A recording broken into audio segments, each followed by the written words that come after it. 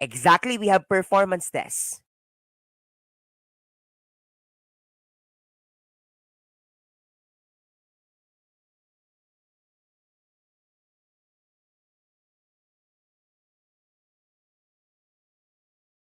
We have portfolio. We have journals. Okay, those are examples of our alternative assessment. How about our authentic assessment? Ano po ang keyword ni teacher pag pinag-uusapan ng authentic assessment? Ano po ulit ang ating keyword kapag ating pinag-uusapan ng authentic assessment sa board exam? Kapag si teacher gusto niyang i-measure or merong real life application ng task, merong real world application ng task, that is our authentic assessment. Now, let's talk our let's talk about your authentic assessment. Okay, these are the different keywords for our authentic assessment.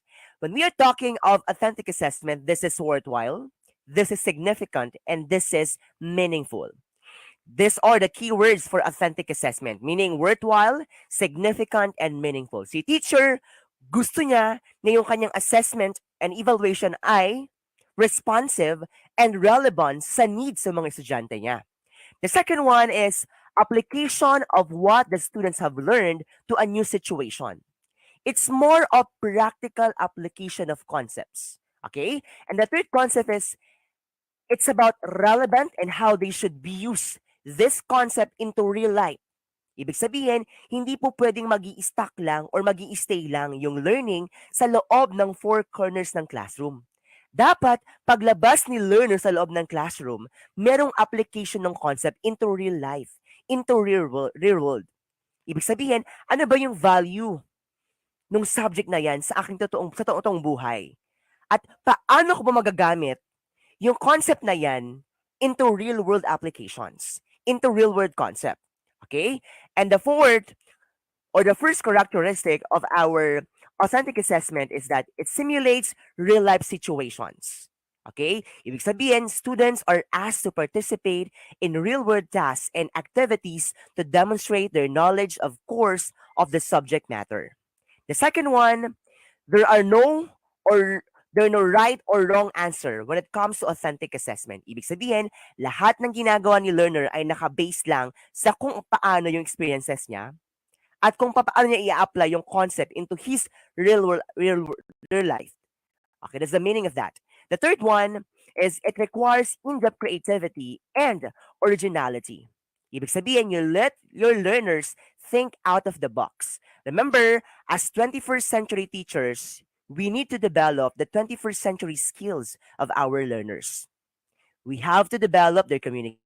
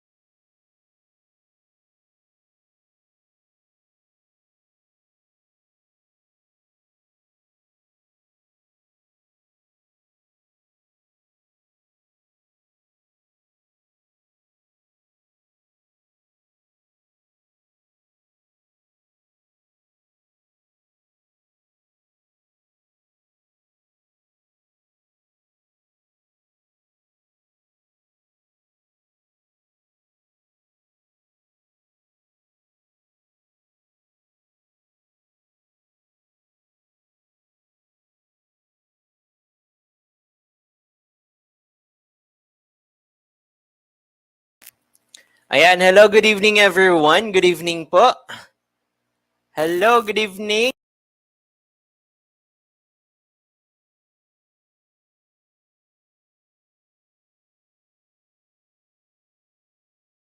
po sa lahat. Ayan, sige po. Real world application ng task. That is our authentic assessment. Now, let's talk our let's talk about your authentic assessment. Okay, these are the different keywords for our authentic assessment. When we are talking of authentic assessment, this is worthwhile, this is significant, and this is meaningful. These are the keywords for authentic assessment, meaning worthwhile, significant, and meaningful. Si teacher, gusto niya na yung kanyang assessment and evaluation ay responsive and relevant sa needs ng mga estudyante niya. The second one is application of what the students have learned to a new situation. It's more of practical application of concepts. Okay? And the third concept is it's about relevant and how they should be used this concept into real life. Ibig sabihin, hindi po pwedeng mag stuck lang or mag stay lang yung learning sa loob ng four corners ng classroom. Dapat, paglabas ni learner sa loob ng classroom, merong application ng concept into real life, into real world. Ibig sabihin, ano ba yung value ng subject na yan sa totoong buhay? At paano ko ba magagamit yung concept na yan into real world applications, into real world concept. Okay? And the fourth or the first characteristic of our authentic assessment is that it simulates real life situations. Okay? Ibig sabihin, students are asked to participate in real world tasks and activities to demonstrate their knowledge of course of the subject matter. The second one, there are no or there are no right or wrong answer when it comes to authentic assessment. Ibig sabihin, lahat ng ginagawa ni learner ay naka-base lang sa kung paano yung experiences niya at kung paano niya i-apply yung concept into his real life. Okay, that's the meaning of that. The third one is it requires in-depth creativity and originality. Ibig sabihin, you let your learners think out of the box. Remember, as 21st century teachers, we need to develop the 21st century skills of our learners. We have to develop their communication skills, their collaboration skills, their critical thinking skills, and their creativity. In this type of activity, you can be able to let your learners think out of the box. Ibig sabihin, higher order thinking skills activities ang kailangan ibigay sa mga learners. The fourth concept we have here is one specific and well-defined purpose. And your purpose of doing this authentic assessment is for real-life application of concept. Now, let's move on to this first question. Okay? If I have to use the most authentic method of assessment, which of these procedures should I consider? Okay, si teacher, gusto niyang gumamit ng authentic method of assessing his or her learners inside the classroom. Okay, which of these procedures should I consider? Is it traditional? Is it performance-based assessment? Is it written test or objective test? Okay, if you're the teacher and you want to use authentic method of assessing your learners inside the classroom, ano pong gagamitin natin? Is it traditional? Is it performance-based, written, or objective? Ayan, sumasagot tayo. Yes. Now, bakit kaya si letter B? Bakit kaya si letter B ang sagot? Kasi performance, journals, and portfolio are examples authentic assessment. Okay, so the answer here is bravo. So, si written test po ay isang example ng traditional test. Also, objective assessment is an example of traditional test. That's why traditional is also known as written test, also known as objective assessment. Kapag pinag-uusapan ang objective assessment, ibig sabihin si learner ay may choices. Si learner ay pwedeng may pagpipilian. It's either that's true or false.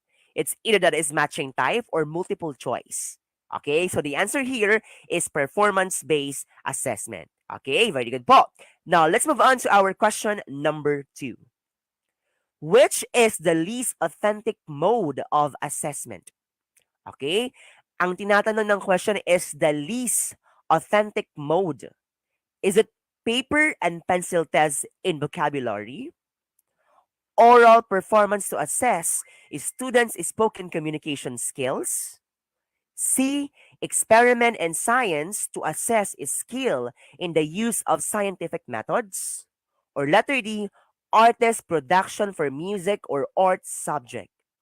Okay, least authentic. Which of the following is, okay, yung pinakamababa or walang kinalaman sa authentic mode of assessing your learners? Is it A? Is it Alpha? Your Bravo? Your Charlie? Or your Delta? Okay, now, let's start first with letter D, ano? The keyword for letter D is production. When we are talking of production, ibig sabihin si learner ay nagpro-produce ng product. Pinapakita ni learner yung kanyang best output. Okay? If si learner ay gustong i-show lahat ng kanyang best output, anong klaseng portfolio po ang gagamitin ni teacher? Again, kapag si teacher gusto niyang ipakita lahat ng best output ng kanyang mga learners sa kanyang klase, anong klaseng portfolio assessment ang gagamitin ni teacher? Is it developmental? Is it working portfolio? Is it showcase portfolio? Or assessment portfolio? Okay? Kapag si teacher gusto niyang ipakita lahat ng mga best products and best outputs ng kanyang mga estudyante, ano kayang gagamitin niyang assessment? Okay? Portfolio assessment rather. Exactly. Si teacher po ay gagamit ng showcase portfolio. Ibig sabihin, it is a type of portfolio to display the best output, the best product of the learners. Okay, for letter C, it's about experiment. It's about experiment. Also, experiment is an example of authentic assessment. Okay, so ibig sabihin, pasok po sa umbrella ng term na authentic assessment si experiment. Okay? While oral performance task is also an example of authentic assessment. How about paper and pencil? Now, when we are talking of paper and pencil test, it's about traditional assessment. So, ibig sabihin, hindi po kasama si letter A under authentic assessment. Kasi it's more of traditional. That's why the answer for number 2 is your alpha. It's about paper and pencil test in vocabulary. Okay? Now, let's move on to our third question. Why it is important to give immediate feedback to learners? Now, we are asking of immediate feedback. Remember, in assessment and evaluation, feedback is very important. Okay? Ano bang mga reason kung bakit kailangang bigyan ng feedback si learner? Ano bang mga reason kung bakit kailangang malaman ni learner yung kanyang performance sa isang activity? Okay? Is it A, to reprevent them from doing wrong? Kailangan mo siyang pagalitan? Kailangan mo bang i-emphasize kay learner na mali siya? Letter B, to give them failing grades? Is this the reason for assessing and evaluation? To give them failing grades? Or letter C, to address the problems immediately? Or letter D, to monitor their progress inside the class? Ayan, may sumasagot ng letter D, may sumasagot ng letter C. Let's go back to our STEM. Sabi diyan, why it is important to give immediate feedback to learners. Okay, let's first remove, okay, choices. Let's first remove letter A. Siyempre, hindi po yan ang purpose natin. Ano? As teachers, this is not our purpose. Not to reprimand. Hindi mo sila kailangang pagalitan. So, let's remove letter A. Si letter B, to give them failing grades. Let's remove letter B. How about letter C or letter D? Okay. To monitor their progress inside the class. Anong klaseng assessment yan? Your keyword is monitor. Kung gusto mong i-monitor yung progress ng mga estudyante sa loob ng klase, anong klasing assessment ang gagawin ni teacher? Is it assessment for learning? Is it assessment of learning? Or assessment as learning? Okay, ang ating keyword ay monitor their progress.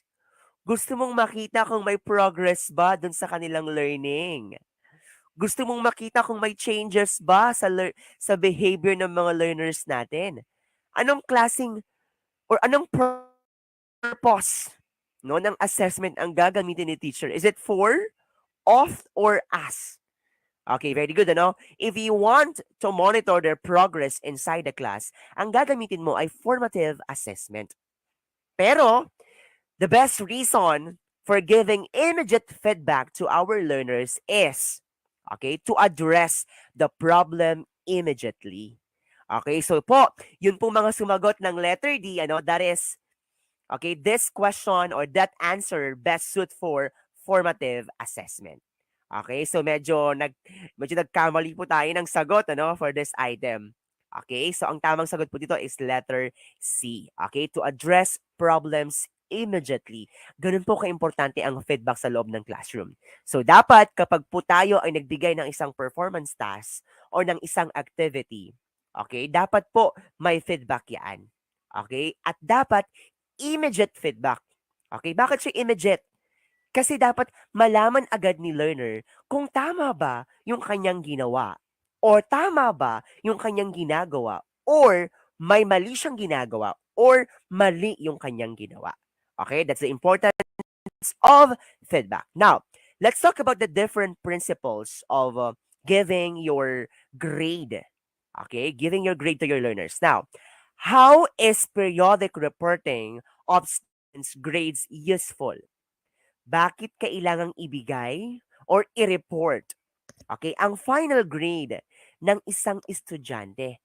Ano bang purpose, okay, ng pagbibigay ng grado sa mga estudyante? Is it letter A, as a way to win support for the school? Okay, is it the purpose to win support? Letter B, as way to please parents. Okay, kung gusto mo mag-solicit, kailangan mong taasan yung grade ng learner, ganun ba yon? Or letter C, as feedback to learners and parents? Or as an obligation? Tama nga naman, ano? Obligasyon po or isa pong responsibilidad ng teacher na dapat mag-compute, na dapat i-report ang grade ng mga estudyante. But in answering your Prof Ed question, ano, your Prof Ed exam, dapat yung pinaka-best ang kailangan nating piliin. Is it letter C or letter D? Okay, let's eliminate letter A and letter B kasi hindi yan kasama sa choices. Okay, hindi siya kasama sa correct answer. So it's letter C or letter D. Ayan, ano, our answer is actually letter C, most of us. Ayan, tama, tama.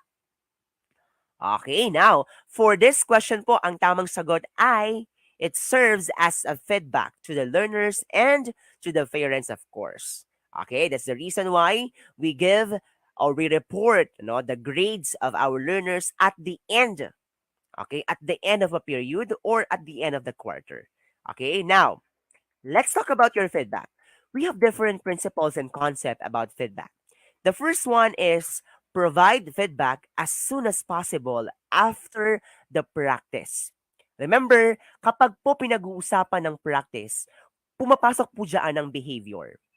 Okay, ibig sabihin, kapag ang activity ng isang teacher or ang isang task ng teacher is about changing the behavior of the learners or may kinalaman sa behavior at hindi agad na correct yung pagkakamaling ginawa ni learner, pwede na ang maisip ni learner ay tama yung ginagawa niya. Okay? This is actually applicable to elementary pupils, especially in grades 1, 2, and 3. Those learners, actually, they have a small span of understanding. Kapag ang learner ay nagsabi ng bad words at tumawa ang older, tumawa ang teacher, for example, natuwa siya na nagmura yung kanyang estudyante, ang iisipin ni learner ay tama yung ginagawa niya. It's because napapasaya niya yung ibang tao. Okay? But that is wrong. That's why kapag po mali yung ginagawang behavior ni learner, or mali yung ginawang activity ni learner, or mali yung execution ni learner, dapat pong ibigay yung feedback as soon as possible. Kasi po, kung ibibigay ang feedback kinabukasan or on the other day, pwede pong maipasama or maisystem ni learner yung pagkakamaling yon. At mahirap na siyang mapalitan. Kasi ang alam ni learner ay tama yung kanyang ginawa. That's why it should be immediate. Lagi po ang keyword for feedback ay immediate. Okay, ibig sabihin, you give your feedback as soon as possible. Huwag nang hintayin. Okay, na matapos ang klase kung kinakailangan eh.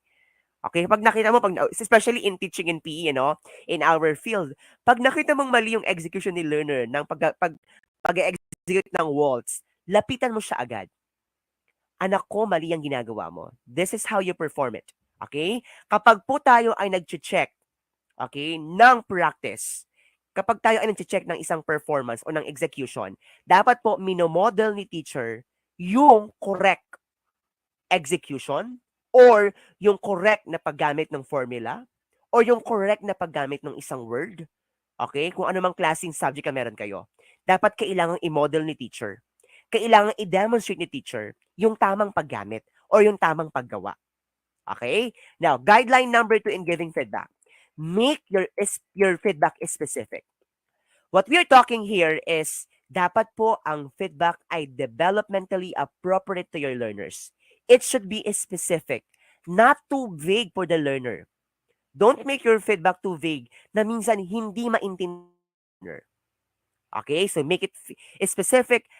The keyword there is developmentally appropriate. Siyempre, kapag ang bibigyan mo ng feedback is your grades 1 to 10, again, meron silang maliit or makiti na pag-intindi. That's why dapat i-specify mo yung feedback based on their needs, based on their interests, and based on their level of intelligence. Hindi pwedeng yung level ng feedback mo ay pang grade 12, eh ang kinakausap mo ay mga grade 1. Okay? So, hindi yun possible. That's why, hindi mo pwedeng makorek, okay, yung behavior kung ganun ka-vague yung feedback na ibibigay mo sa learner. Okay? Guideline number 3, concentrate on behaviors, not on the intent. Sabi ko nga kanina, kapag pinag-uusapan ng feedback, pag pinag-uusapan ng practice, laging kaakibat niyan si behavior. Ibig sabihin, kapag hindi na-change agad or hindi na-alter or hindi agad nabigyan ng immediate feedback si learner, pwede pong mailagay or maiput sa kanyang behavior yung pagkakamaling yun. Remember, we should focus on the behavior. Okay? Always focus on the behavior, not on the intent. Intent meaning yung grade or yung pagkaka-achieve mo ng objective mo. Kasi listen kapag ang objective mo ay ito yung sinet mo objective. Okay? At hindi tama yung execution ng mga learners, it's because hindi mo nabigyan ng tamang feedback yung mga learners. Still, hindi mo pa rin ma-achieve yung feedback, yung objective at the end of the session. Kasi may nagkamaling 5, may nagkamaling 3. It's because hindi mo nabigyan ng attention. Okay? Guideline number 4, keep your feedback appropriate to the development stage of the learner. Okay, we are talking of developmental stage of the learner. Remember, these learners goes through different stages of development. At yan po ay nakaangkla sa ating child and development. No, Prof. Ed, ibig sabihin, from that of Piaget, from that of Eric Erikson, to that of Bronfenbrenner, at kahit ano pang theory yan that is actually talking of the developmental stage of the learners. Iba-iba pong stages nila. At iba-iba po ang kanilang cognitive development. That's why, kailangang maging appropriate ni teacher sa pagbibigay ng kanyang mga feedback. Okay? Number 5, emphasize praise and feedback on correct performance. Okay? Papasok po dyan yung konsepto ng motivation. Papasok dyan yung konsepto ng reinforcement. Teacher, huwag tayong maging madamot sa pagbibigay ng praise, pagbibigay ng motivation, at pagbibigay ng reinforcement. Papasok dyan si positive reinforcement and negative reinforcement. Okay? Kapag may tamang ginagawa si learner, you give them rewards. Okay? You give them rewards or plus points, pwede yon, or plus grades. Okay? Or a star kung ikaw nasa elementary. Okay? Para mas maboost pa yung self-confidence, yung self-esteem ni learners. Okay? Also, kailangan mo ring itaas yung motivation ng learning ng bata. Kasi sometimes, kapag siya ay hindi highly motivated, may tendency na mawalan ng interest si learner. Okay? That's the meaning of this guideline. Guideline number 6 is when giving negative feedback, show how to perform correctly. Ito po yung pinopoint out ko kanina. So, ibig sabihin kapag si teacher ay nagbigay ng kanyang feedback, okay, dapat po i-demonstrate mo kung paano yung tamang pag-demonstrate or pag-execute ng isang task or ng isang activity. Okay? For guideline number 7, help students to focus on the process, not on the outcome. Baka kasi sometimes naka-focus lang si learner dun sa numerical grading. Naka-focus lang si learner na sana matapos na tong activity na to. Pero hindi siya naka-focus doon sa practical application ng activity. Hindi siya naka-focus dun sa importance ng activity. Okay, lagi nating i-emphasize para saan ba yung activity? Ano bang process nito? Ano bang purpose niyan? Okay? And the last guideline is teach a student how to provide feedback to themselves and how to judge their own performance. Okay? This number 8 falls on assessment as learning. Ibig sabihin, assessment as learning is a metacognitive process. It's about thinking beyond thinking. It's about assessing their own learning, questioning their own learning. Remember, assessment as learning is the highest form of assessment. Okay, and these are the different guidelines in giving feedbacks inside the classroom. Okay, now let's move on to our next question. You get a partially correct answer. You may say yes, but a part needs improvement. How did you handle the response? Okay? Ibig sabihin si learner ay nagbigay ng sagot pero may kulang or kailangan pang i-improve yung kanyang sagot. Okay? Now, how can you handle this response? A. Gave appropriate praise. Letter B. Provide a corrective feedback. Letter C. Provided an acceptance feedback. Or letter D. Criticize the student's response. Okay, bilang isang teacher, ano po ang gagawin natin? Is it give appropriate praise? Kahit ba mali ang sagot? Kahit ba hindi tama yung binigay na answer ni learner? Are we still give appropriate praise for that? Or ipipraise mo pa rin ba siya positively? Or thank you for trying? Ganun ba yung mga questions? Or yung mga response natin? Or provide a corrective feedback? Or magiging specific ka sa pagbibigay ng feedback? Possible, or provided an acceptance feedback. Or criticize a student's response. Tatawanan mo ba? Ipapahiya mo ba si learner kasi mali yung binigay niyang sagot? Okay? Sige, let's eliminate. Let's eliminate letter A and letter D. So it's between B and C, Bravo and Charlie. Okay, so it's between Bravo and Charlie. Ayan. Tayo po ay medyo confusing, Confused po tayo. This question is medyo confusing talaga, Confused po tayo sa answer. Okay, confused po tayo sa answer natin. May sumasagot ng letter B, may sumasagot ng letter C. Ayan. Okay. Okay, we're conscious, unconscious, or we're not familiar on how to apply the different guidelines. Sige, sagot tayo ng sagot. Sagot tayo ng sagot. Ayan. I can see letter C, letter B. Okay, but the answer po on this question, again, sabi kanina, kapag tayo ay magbibigay ng feedback, it should be as soon as possible. It should be specific. It should be developmentally appropriate to the stage, okay, to the levels, to the needs of the learners. That's why the answer here is Bravo. Provide a corrective feedback. Okay, ibig sabihin, you correct. Okay, you correct the learner. Okay, or else, kung hindi nasagot yung tanong mo, anong gagawin mo? You have to modify the question. Okay, you have to modify the question. You have to level the question doon sa level ng learner na kinakausap mo. Okay, that's why the answer here is bravo. Yan, bravo po ang ating sagot dito. Now, let's move on to our next question. Which questioning practice will promote more class interaction? Ayan, we want our class to be more active. Okay, we want our class to be more active. Ibig sabihin, they interact to each other. May interaction between learner to learner, teacher to learner, and learner to teacher. Ibig sabihin, may two-way communication process. Okay? Now, anong klaseng questioning practice ang gagawin mo bilang isang teacher?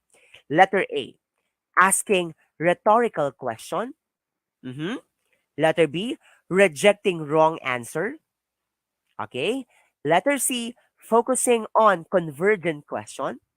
Or letter D, asking divergent question. Okay, sagot po tayo, no? Kung ikaw si teacher, anong gagawin natin? Or anong gagawin mo? Or anong klaseng question practice ang gagamitin mo? Is it rhetorical question? Is it divergent? Is it you reject the wrong answer? Or you focus on the convergent questions only? Okay? Or divergent question? Okay? Ano po ang sagot natin, ano? For this question. Okay, sumasagot tayo ng letter D. Letter C, ayan, medyo confusing na naman. Ano bang pinagkaiba ng divergent at convergent? Okay? Sige po, sagot tayo. Sagot, sagot, sagot.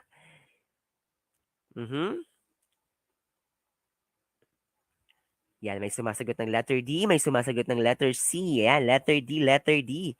Is it divergent nga bang tamang sagot for this question?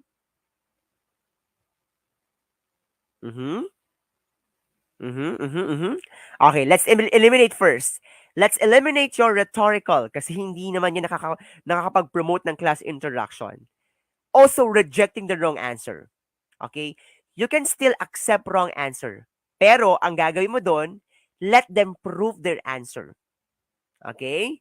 Let them prove their own answer para mas maging interactive siya. Okay? So, it's between convergent or divergent. Nasaan ba ang open-ended at close-ended sa dalawang ito? Okay? When you want to develop or to create an active class na punong-puno ng interaction, you use your okay, divergent questions. Ibig sabihin, the answer for this question is letter D. Okay? It's more of using divergent question to create an active class. Tama po yan, ano? Tama, sir. Tama, Ma'am Heinrich. Okay? Your convergent is close, while your divergent is open. Okay, let's talk about these divergent questions and convergent question. Okay, you start first with information, and then they will think of one solution only, or there's only one answer to that information or to that problem. If you want to use divergent questions, you start off prompting, giving clues, and then on that specific clues, learners will generate multiple answers or multiple solutions. Because this is open, they can share many ideas, many knowledge based on that specific prompt. Okay, now, if you're going to use your convergent questions, typically it starts with who, what, where, and when. 4 W's of question. Okay, but if you want to use your divergent questions, it's more of how could, what might happen, or suppose.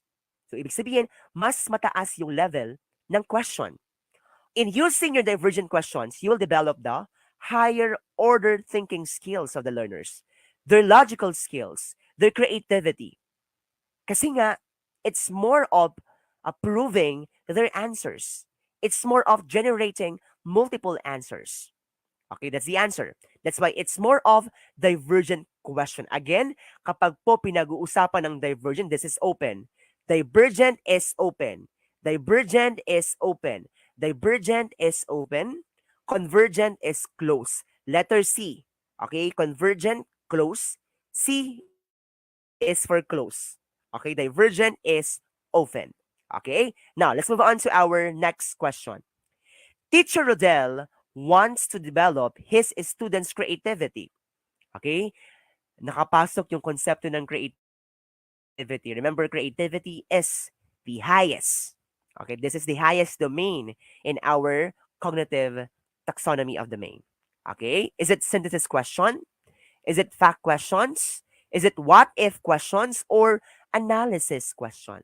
Okay, which type of questions will be most appropriate if you want to develop the creativity of your learners? Is it synthesis? Mm-hmm. Okay. Is it fact questions? Is it what if or analysis question? Kapag breaking down of concept, ano bang ibig sabihin ng breaking down of concept? That is analysis. Ibig sabihin, you break down the concept. If they create a generalization, they create a summary, that is synthesis. Mm-hmm. Mm-hmm. Mm-hmm. Okay. Okay, let's eliminate first. Kapag po yan ay fact questions, it's more of what, when, where, or who, then it's more of remembering. Nasa lower yan ng taxonomy, It's more of remembering lang. It's more of recall. Okay? So, it's between A, C, and D. Kapag yan ay analysis, it's more of breaking down the concept. Okay? So, ibig sabihin, hindi rin siya kasali for creativity. So, it's between letter A and letter C na lang po ang pagpipilian natin. It's about synthesis or what if question. Okay? What if? What if? It is the same with suppose. It is the same with what might happen. Okay, so ibig sabihin, they think of different solutions, multiple solutions. Ayan. So the answer po for this question is what if questions. Hindi po yan synthesis ha. Ayan, marami pong nagkamali. Marami pong nagkamali sa atin. Okay, let's change our schema. Okay, for creativity questions, it should be what if questions. Okay, it should be what if questions. Kung tama po tayo, pumalakpak po tayo sa ating comment section. Kung tayo po ay nagkamali, umiyak po tayo sa ating comment section. Ayan. Exactly, Ma'am Melanio.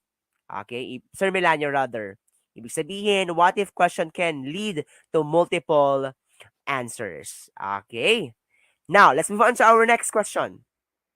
If teacher Judith has to ask more high order questions, okay, she has to ask more blank questions. Ayan, let's apply the concept of divergent and convergent questions. If you want to develop, okay, their higher order thinking skills, yung kanina, you're going to use convergent, fact, close, or divergent. Okay, let's eliminate first. Let's eliminate your fact question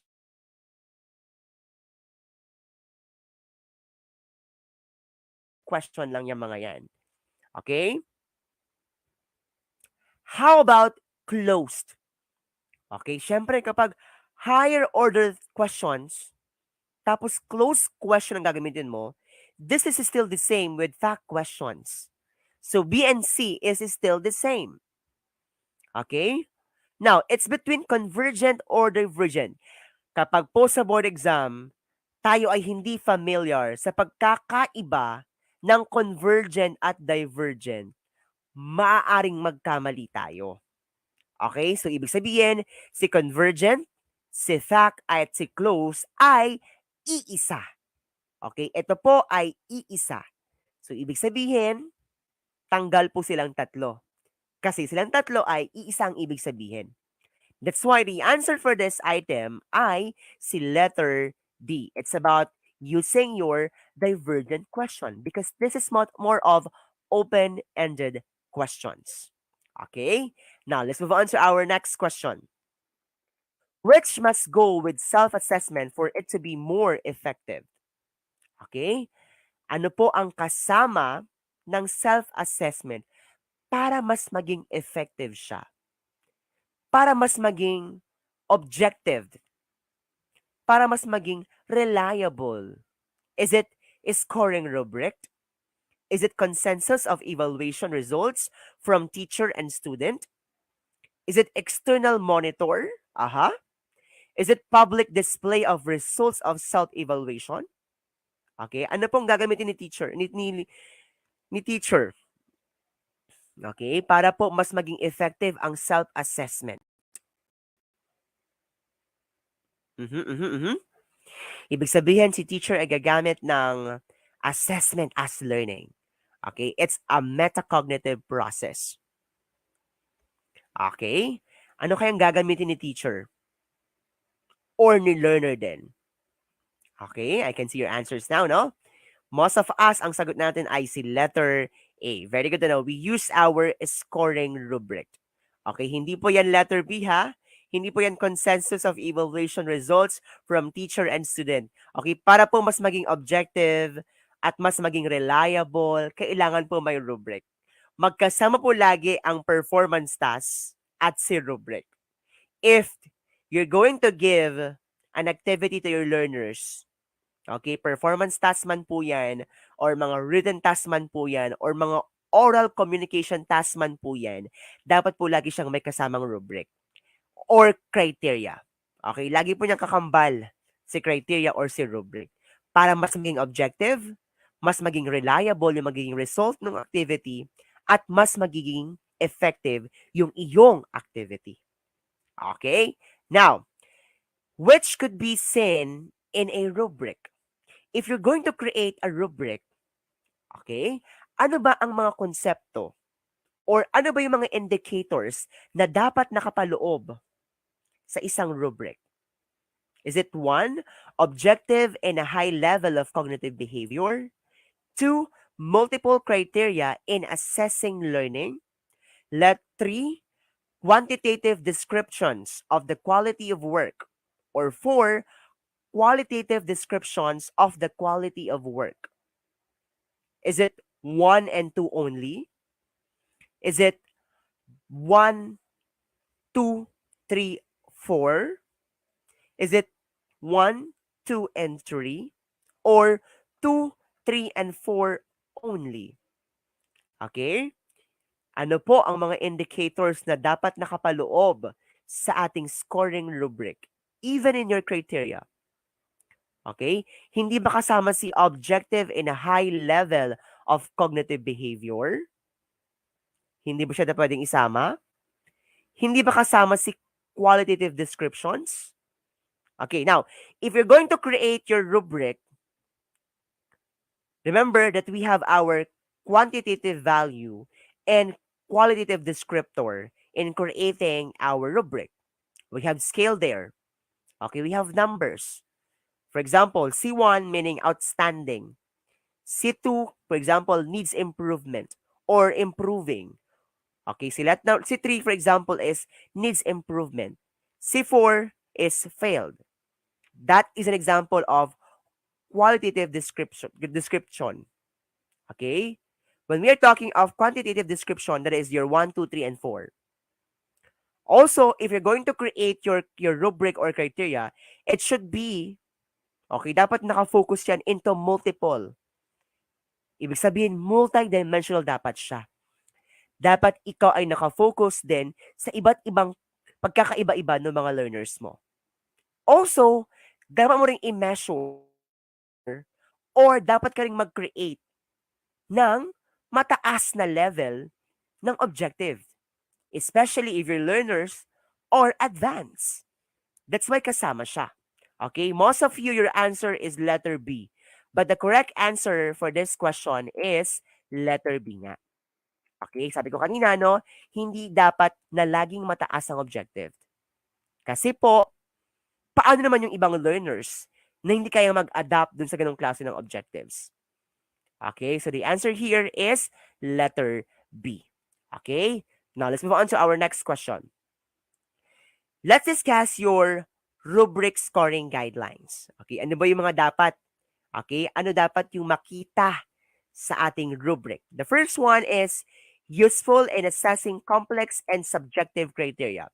Sabi ko kanina, we're using rubric for objectivity, for the activity or the score to make it more reliable. Okay, the second one, make assessment more objective and consistent because it is criterion reference. Okay, during our second session, we have differentiate your criterion assessment or criterion rubric or criterion test, also your norm reference assessment. Ano bang pinagkaiba ni criterion and ni norm? Let's recall again. Okay, when we're talking of criterion, meaning si teacher ay may criteria. Si learner ay kino-compare sa set standards or set of criteria. When we're talking of norm reference assessment, si learner ay kino-compare sa ibang estudyante. Ang score ng school na to ay kino-compare sa score ng ibang school. Okay, now if you're using rubric inside the classroom, then that is criterion reference assessment. Okay?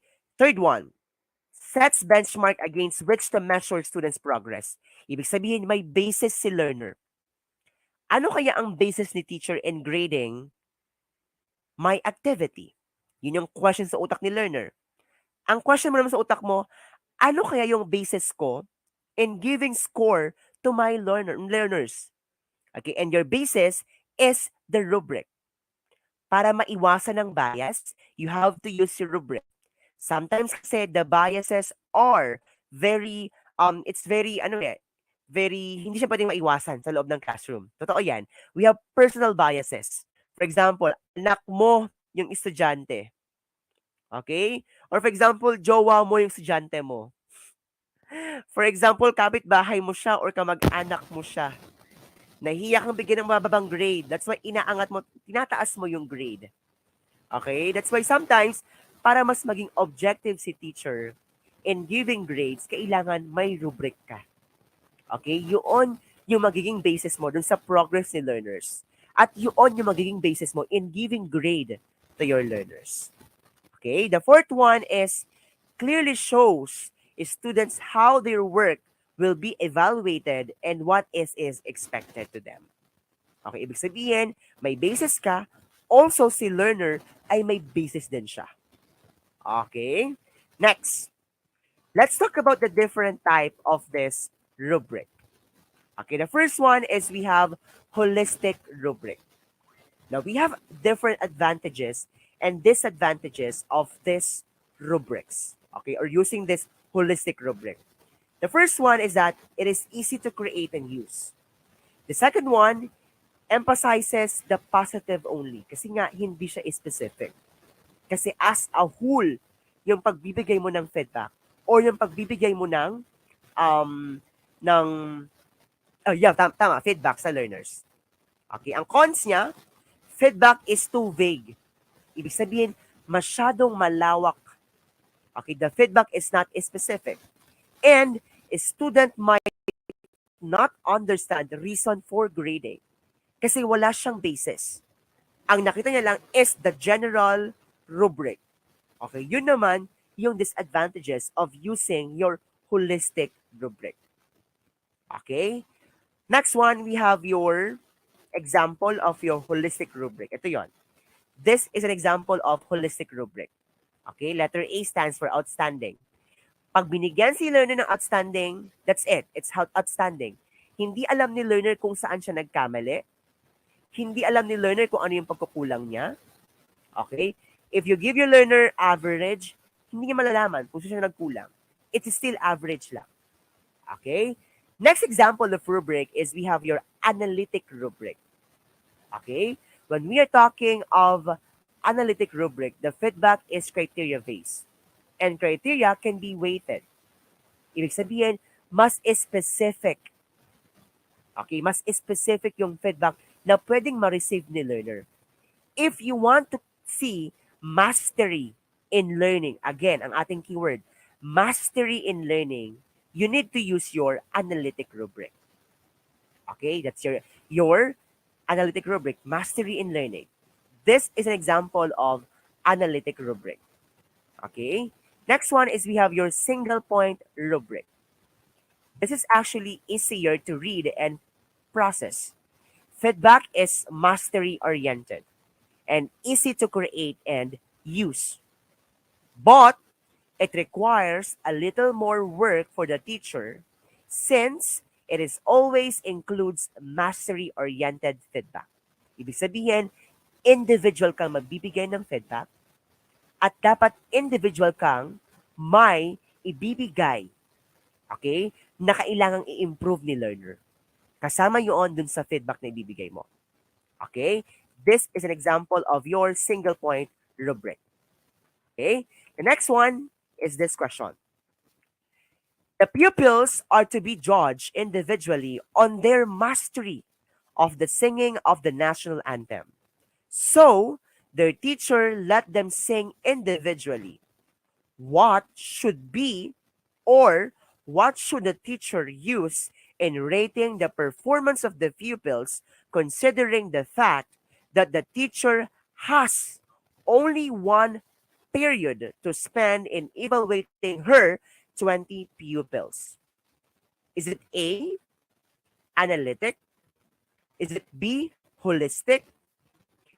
Is it C, either holistic or analytic? Letter D, both holistic and analytic. Ayan. May sumasagot ng letter A. At ang kanilang reason ay A because of the keyword mastery. Pero hindi nyo binasa or hindi kayo nag-focus doon sa isa pang situation na pinapakita nung stem sa baba. Again, basahin pa natin ng mas maigi yung tanong. Tama nga naman yung inyong reason. No? Na gusto kang ma-measure ni teacher yung mastery ng singing. Pero, yung binibigay na senaryo sa baba ay 1 oras lang ang meron siya. So, kung for example, if you're going to sing the national anthem, and that is like 3 minutes. Okay? 3 minutes yung performance task. So, 3 minutes times 20. Okay? Pwede ka nang umabot ng 60 minutes sa doon sa mismong activity na yon. Wala pa yung feedback. Kung ang gagamitin mo ay si analytic feedback, na very specific ang pagbibigay ng feedback, pwedeng maubos ang 1 oras mo dyan. Pwedeng maubos ang 1 period mo dyan. Okay? Exactly. Tama po yan. Hindi kayang ma-measure ni teacher ang lahat ng learner niya sa 1 oras kung analytic ang kanyang gagamitin. That's why it's best to use your holistic. Tandaan po natin, wag lang po tayong tingin ng tingin sa ating keyword. Tignan din po yung mga scenario na pinapakita ng STEM natin. Minsan kasi it's more of, kapag sa Prophet exam, it's more of application. Okay, tama yan ma'am. Time-consuming si letter A. Okay, it's time-consuming, especially it is a specific feedback. Okay, next question. Which kind of rubric is best to use in rating students' projects done for several days? Ayan na naman, another keyword. Okay, several days. Example, yung activity ni learner ay ginawa niya ng 1 linggo. Anong klaseng rubric ang gagamitin mo? Is it analytic? Is it holistic? Is it either holistic or analytic? Or both holistic and analytic? Okay, yan. Gusto mong makita or gusto mong ipakita sa learner mo that you value the activity so much. that you value the activity done for several days. Siyempre, dapat mas specific yung ibibigay mong feedback sa mga learners mo. Okay? Para mas ma-feel nila, no, yung value ng kanilang ginawa. Okay? So, if that is done in several days, you are going to use your analytic rubric. Okay? So, the answer for this item is your alpha. Again, another keyword for analytic is done for several days. Okay? Meron siyang sinet na time. Okay? In the activity. Okay, let's move on to our next question. Which is not true of an analytic rubric? A. It is time consuming. B. It is easier to construct than the holistic rubric. Letter C. It gives one's level of performance per criterion. Or letter D. It allows one to pinpoint the strengths and weaknesses of one's work. Okay, which of the following statement is not true when we are talking of analytic rubric?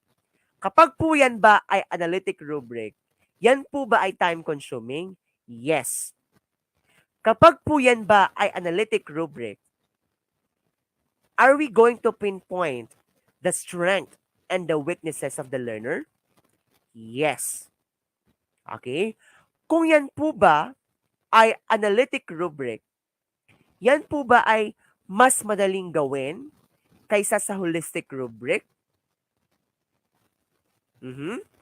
I don't think so. Kapag po yan ba ay analytic rubric, yan po ba ay nagbibigay ng specific feedback to the different level of performance of the learners based on the criteria? Tama. Okay, so the correct answer for this item is bravo. Ibig sabihin, hindi po siya madaling gawin. It's because specific po yan. Okay, so the correct answer for this item is bravo. Okay, this is bravo. Okay, now let's move on to our next item. Setting up criteria for scoring tests is meant to increase their, is it objectivity?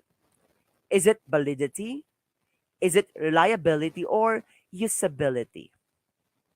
Okay, setting up criteria or using a criteria is to increase the objectivity, the validity, the reliability, or the usability of the test. Okay?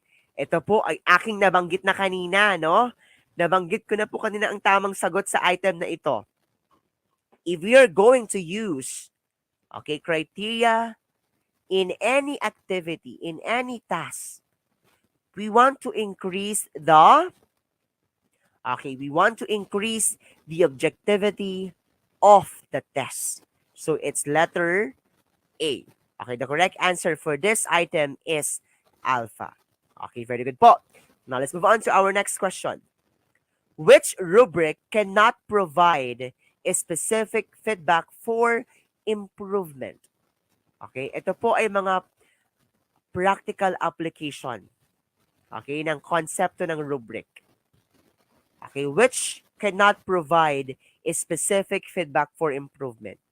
We are talking of a specific feedback. Is it analytic? Is it general? Is it development or holistic?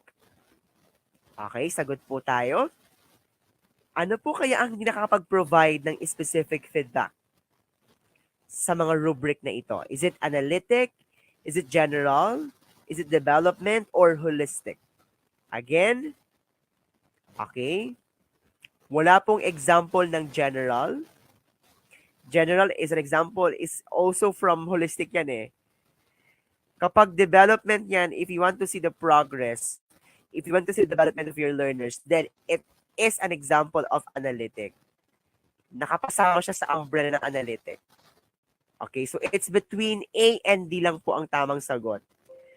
It's between letter A and letter D po ang sagot natin. Okay, it's between letter A or letter D. Okay, sagot po tayo, sagot po tayo. Which rubric cannot provide is specific feedback? The answer here is your holistic rubric. Okay, again, kasi po ito po ay general. Ito po ay masyadong vague. That's why hindi siya makakapag-provide ng specific feedback to the learners. Okay, very good po tayo, very good po tayo. Now, let's move on to our next item. For diagnostic purposes, which type of rubric is more appropriate? Again, pag po pinag-uusapan ang diagnostic assessment, okay, ito po ay nakapaloob sa ating, how do you call this? Ito po ay nakapaloob sa ating assessment for learning. Okay, meron po tayong yung ating PAD-PREFO. Okay, yung ating PAD-PREFO ng mnemonics. Your placement, your aptitude test, your diagnostic test, okay, and your pre-test. These different tests are examples of assessment for learning. Now, when we are talking of diagnostic assessment, it means it's more of knowing or assessing or measuring the strength and weaknesses of your learners. Okay? Kapag gusto mong mas maging specific ka at gusto mong makita or maipakita sa mga learners yung kanilang mga strengths, yung kanilang mga weaknesses, ikaw ay gagamit ng, is it holistic or analytic? Ayan, may sumasagot pa din ng general, may sumasagot pa din ng developmental. Okay? The answer po for this question is your analytic rubric. If that is for diagnostic purposes, another keyword, then you will use your analytic rubric. Okay, tama po. Okay, that's your analytic rubric. Now, let's move on to our next question. After the students have been exposed to the activities, they were asked to evaluate their own learning with the use of a scoring rubric. Okay, what evaluation tool was used? Okay, if you want your learners to use or to assess themselves, anong klaseng tool yung ipapagamit mo? Is it a peer assessment? Is it a self-assessment? Is this formative or summative? Okay. Own learning. Our keyword is own learning. It's more of assessment as learning. It's more of self-assessment. That's why the answer here is yes, that's correct, no? The answer po for this item is your bravo. It's more of self-assessment. Okay, tama po ang ating sagot. It's more of self-assessment. Ayan, may sumasagot pa rin po ng letter C at letter D. Again, when we're talking of your formative assessment, again, this is assessment for learning. Okay, this is assessment for learning. Ibig sabihin, this is done before and during the instruction. Okay, ang mga example niyan ay quizzes, yung mga short activities, okay, yung pong mga, how do you call this? Yung ating mga pre-tests, yung ating mga diagnostic assessment, aptitude assessment, okay, yung ating mga placement assessment, those are examples of your formative assessment. Okay, ibig sabihin, done before and during instruction. When we are talking of summative assessment, this is done after instruction.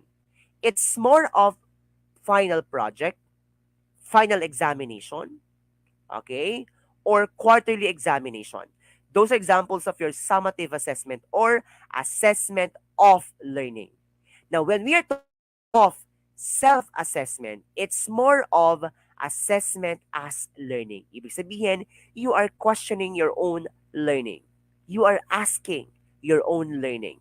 That is your self-assessment. So the answer here is bravo. Exactly po. The keyword here is self. The keyword here. Okay, let's move on to our next question. Mr. Domingo is doing a performance-based assessment for the day's lesson. Which of the following will most likely happen? Anong ginagawa ni Mr. Domingo? Okay? It's a performance-based assessment. It's a performance task. Okay, let's recall. Kapag po ang subject mo ay science and math, okay, ilang percentage po ang binibigay natin for written work, for performance, and for quarterly assessment?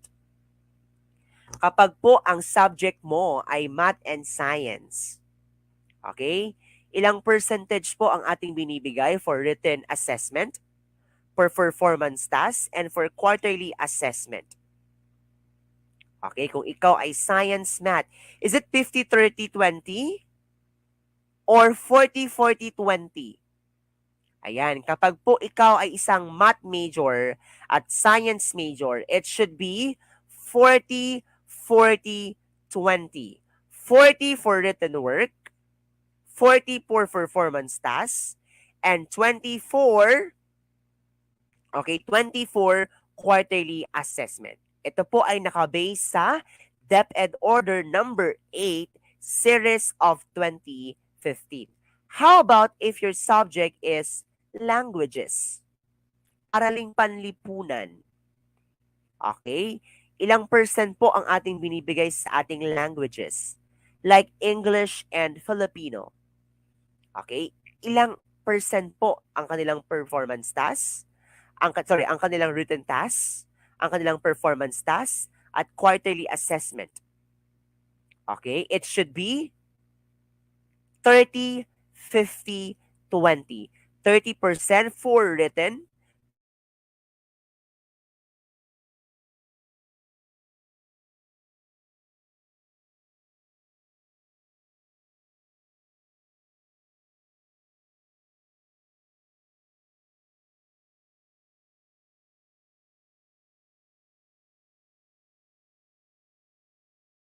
product.